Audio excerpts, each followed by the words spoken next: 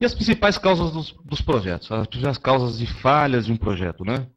Muita gente disse que o projeto tem falha por causa das pessoas, né? Efetivamente, por causa de uma pessoa só. Na maioria das vezes, essas são as desculpas, né? Mas para lá, isso não entra nos 10 itens de falha de um projeto. Então a gente tem o primeiro item lá como mudança de escopo mal administrada. É aquilo que você define numa reunião e passa 15 dias depois, alguém altera o escopo, altera a definição do que é um projeto e você não documenta, você não verifica se teve algum impacto nessa restrição tripla, que é no tempo, no custo ou no escopo. Então você só adquiriu uma nova forma de fazer um projeto que já tinha sido definido. No meio do caminho você mudou a rota, mudou o direcionamento e continua a seguir. E tenha certeza, se isso acontecer no seu projeto, como acontece hoje, isso é um grande problema hoje em relação ao projeto, mudanças, né?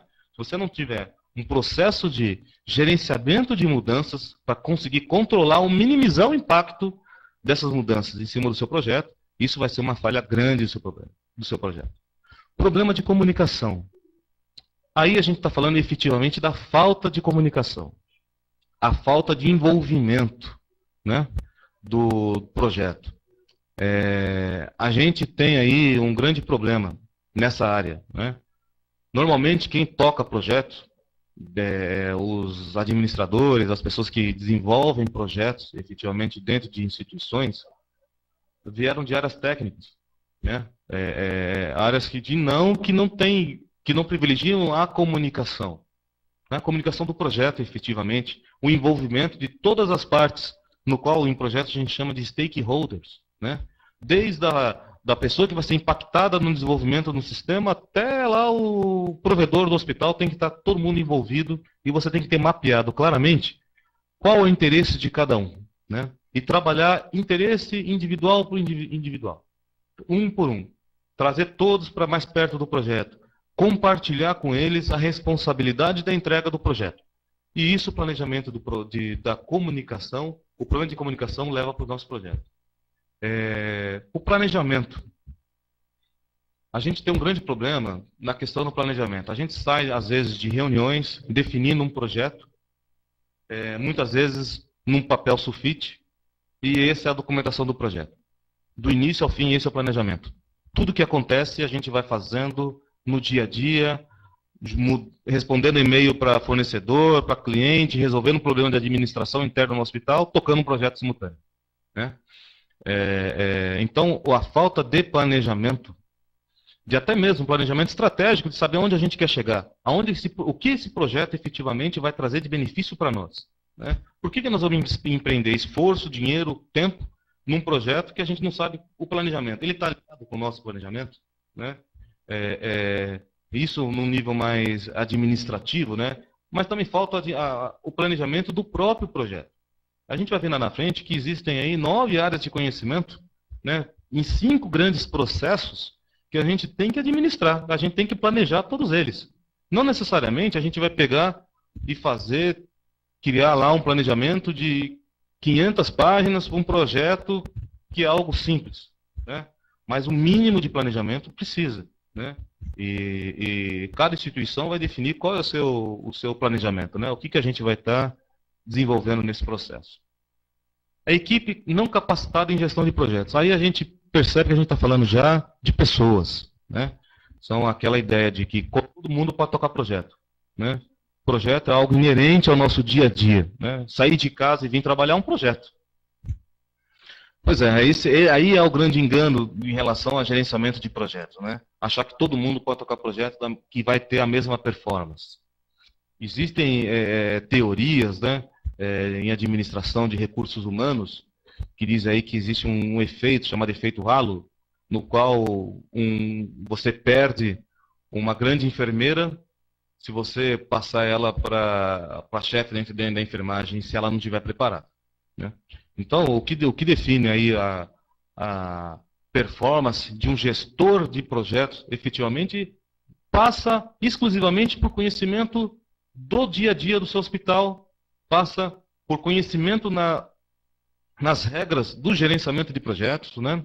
E efetivamente, eu costumo dizer que há muito tempo a gente tem visto nas empresas que os gerentes de projeto daquelas empresas são pessoas extremamente técnicas, né? Pessoas muito boas tecnicamente, que sabem resolver qualquer problema técnico, e a gente migra essa pessoa para gerente de projetos, né? Porque é uma pessoa que vai resolver e vai fazer o projeto acontecer.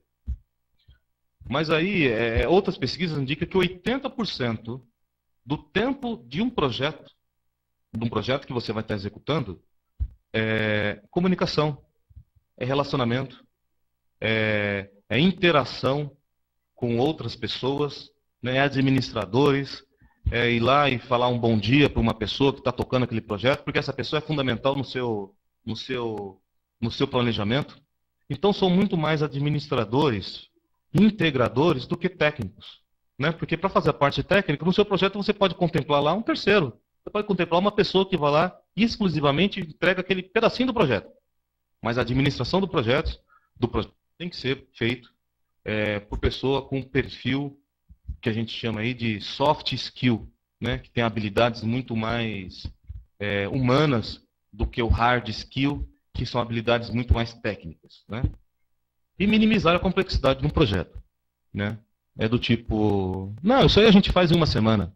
Ah, vai gastar mais ou menos uns 5 mil reais para fazer isso aí. Isso é um problema grave. Às vezes a gente se pega em algumas situações no qual a gente tem que dar respostas rápidas, né?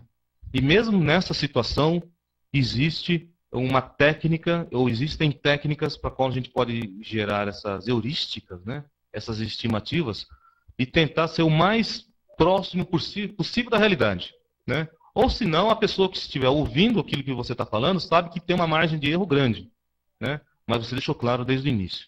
E não é isso que acontece. A gente encontra aí projetos no qual, quando a gente vai fazer uma revisão, o tempo é 3 vezes maior do que aquele tempo que foi definido por alguém, né? E não é o fato de o projeto ser muito mais características, né? É o fato de você não ter o conhecimento em relação ao gerenciamento de projetos necessário para conseguir colocar toda a complexidade do projeto. Às vezes você não tem nem análise de risco daquele projeto, né? Um projeto ele pode gerar riscos negativos para uma instituição ou riscos positivos, né? A gente costuma dizer que risco positivo a gente potencializa, né? Qual que é o risco positivo de um projeto de capacitação de recursos humanos?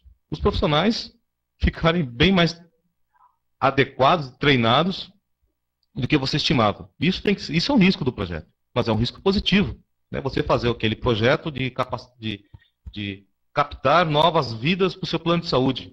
Ótimo, você estimou que ia captar 1.000 vidas, de repente você captou 2.000 vidas, né? É um risco positivo.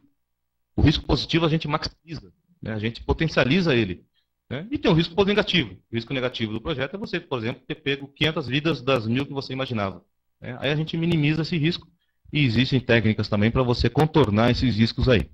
Ok? Vamos lá. Hoje em dia, né, no nosso dia a dia, saindo um pouquinho aí do mercado da área de saúde, a gente vê aí o desenvolvimento de novas tecnologias cada vez mais rápidas, né?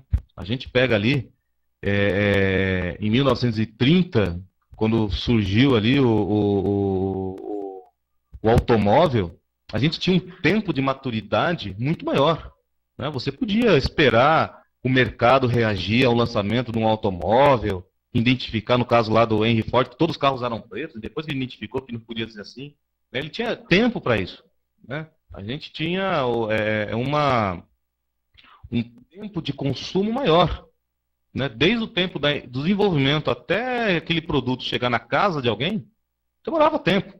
Você podia errar, você tinha uma margem grande de falha que você podia recuperar, fazer um recall daqui todos aqueles produtos e lançar uma nova versão. Hoje em dia não.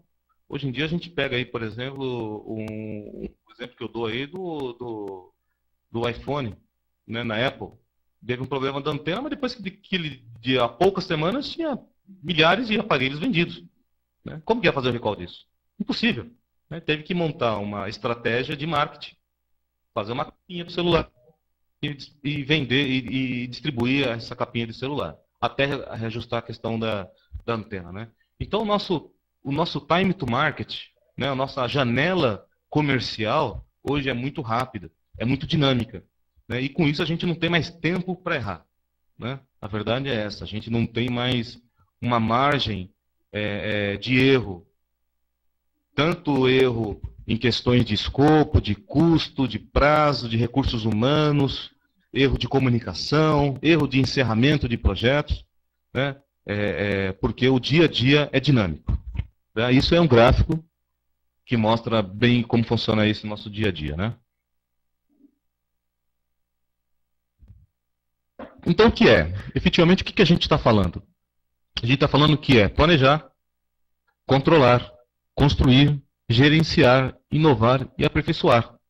Basicamente, isso é o gerenciamento de projetos, né? A gente tem direções e consegue planejar e entregar uma simulação de alguma coisa. Olha, que eu não estou falando especificamente de algo tangível, como diz lá no início, a gente pode estar falando de algo intangível, né? Algo que não é um produto físico, né?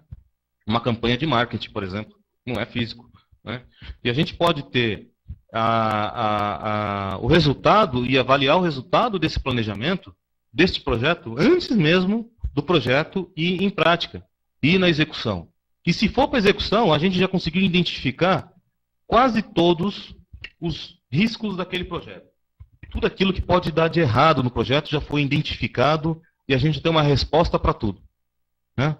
Claro que existem os erros, os que a gente chama de desconhecidos. São aquilo que você não previu que pode acontecer, né? Você não sabe, você não consegue identificar quando acontece aquilo. Mas mesmo para esse tipo, a gente pega uma reserva do orçamento e deixa ele disponível para caso aconteça esse problema. A gente entende, claro, que a dinâmica de um hospital, ainda mais um hospital conveniado SUS, onde é grande aí a gente convive com uma restrição de orçamento bem grande, né? E é por isso que eu costumo sempre dizer, esse não é o problema. Na verdade, o gerenciamento de projetos, ele é feito para trabalhar sobre essa ótica. Quando você não tem custo, quando você tem problema de escopo, quando você tem problema de prazo, e quando você tem um orçamento restrito, né? Isso é a restrição tripla necessária para você gerir um projeto, para você desenvolver um projeto novo, né? Quando você tem um escopo aberto, ótimo, você não precisa de gerenciamento de projeto, você vai na tentativa e erro, né?